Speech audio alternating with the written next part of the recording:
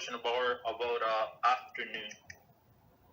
So in the afternoon, just like the afternoon, like generally speaking, does afternoon have some sort of like an additional measure of gevura?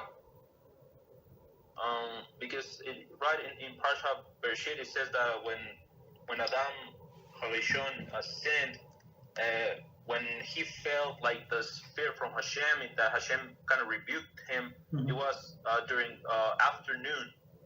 And I don't know if I heard from Rabbi Reuven that the kind of the orange color that we see on the skies on the afternoon when the sun is kind of starting to set is a reflection from the fire of Gehinom. So I was just wondering if, and of course, there's I don't know if I'm right about this, but I believe David Amelech in some Psalms he mentions about some bad entities that are very powerful at this time of day. So afternoon, they're usually powerful at night. I'm not sure.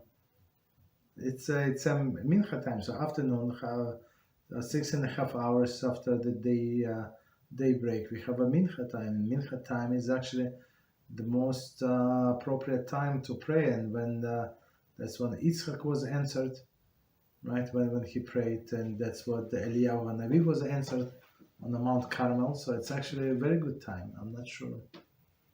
I mean, maybe there is some aspect that I'm not aware of, but usually all of the bad entities, they come at night.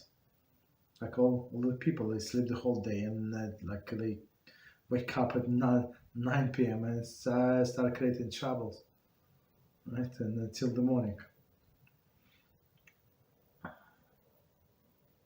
Thank you very much, Rabbi. You're welcome.